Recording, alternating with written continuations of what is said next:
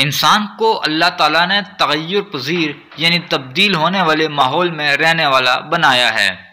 انسان ایک جیسے ماحول میں نہیں رہ سکتا، وہ اپنا ماحول رہن سہن تبدیل کرتا رہتا ہے۔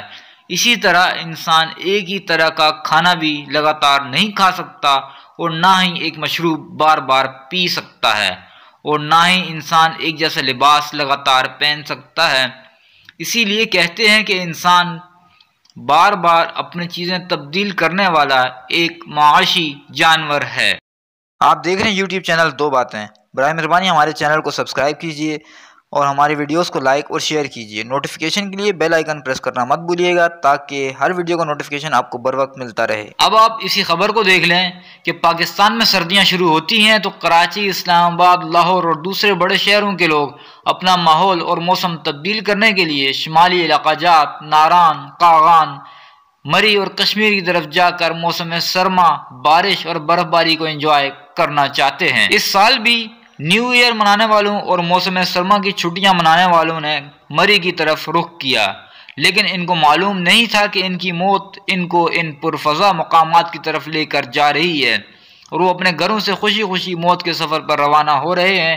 پورے خاندان ان دنوں پہاڑی مقامات کی طرف جا رہے تھے، لیکن یہ کیا ہوا کہ سیاحوں کو اتنے سرد موسم اور برف باری کی توقع نہیں تھی، اور اوپر سے وہاں پر بزنس کرنے والے لوگوں نے بھی ان کا ساتھ نہ دیتے ہوئے ہوٹل، موٹل اور کھانے کے ریٹ بڑھا کر رکھے ہوئے تھے۔ صرف یہی نہیں بلکہ مری میں 3000 کا کمرہ 40,000 میں بکا ہے، ہیٹر 1000 روپے فی گھنٹہ کے حساب سے لیا گیا ہے، اور میرے ایک جاننے والوں کو پکوڑوں کی ایک پلیٹ بھی 1000 روپے میں خریدنی پڑی ہے۔ مری کے مقامیوں نے برف میں پھنسے مجبور لوگوں کو بالکل اسی طرح لوٹا جس طرح میدان جنگ میں مال غنیمت لوٹا جاتا ہے، اور یہ سب سیاحت کے دل دادا سیاحوں کے زیادہ ہونے کی وجہ سے تھا کہ بزنس کرنے والے لوگوں نے سوچا کہ یہی ہمارا کمانے کا سیزن ہے، پھر پورا سال کون آئے گا، تو ان کے ساتھ جو بھی کرنا ہے کر لو، یہ سب مجبور لوگ ہیں۔ اور پھر کل رات مری سے انتہائی افسوسناک خبر آتی ہے کہ رات کو شدید برف باری میں سڑک پر پھنسے ہوئے 24 سے 25 افراد کی ہلاکت کی اطلاع ہے۔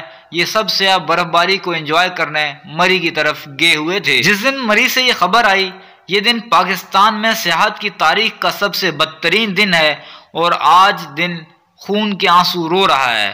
آج زبان بھی ساتھ نہیں دے رہی کہ کس الفاظ میں ان لوگوں کا اظہار تعزیت کیا جائے۔ اس مصیبت کے موقع پر بھی پاک فوج نے آگے بڑھ کر عوام کو سنبھالا اور ان کو محفوظ مقامات پر منتقل کیا۔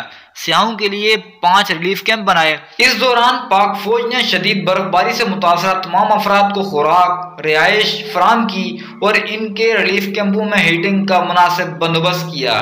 اسی طرح پاکستان آرمی کی ٹرانسپورٹ کو استعمال کر کے مصیبت میں پھنسے ہوئے لوگوں کو نکالنے کے خصوصی انتظامات بھی کیے گئے۔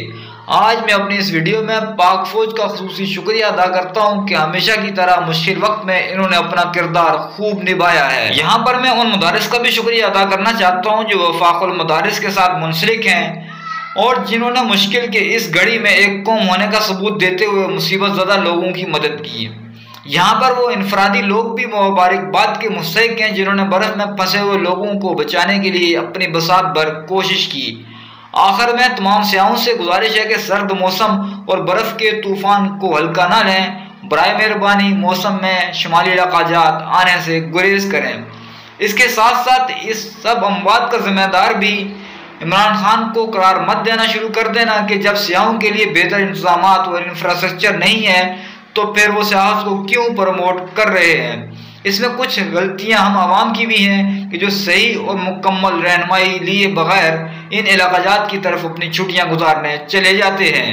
اور آخر میں آپ لوگوں سے گزارش کی جاتی ہے اپنا اور اپنے چاہنے والوں تک ہمارا یہ پیغام لازمی پہنچائیں اور ان کا خوب خیال رکھیں۔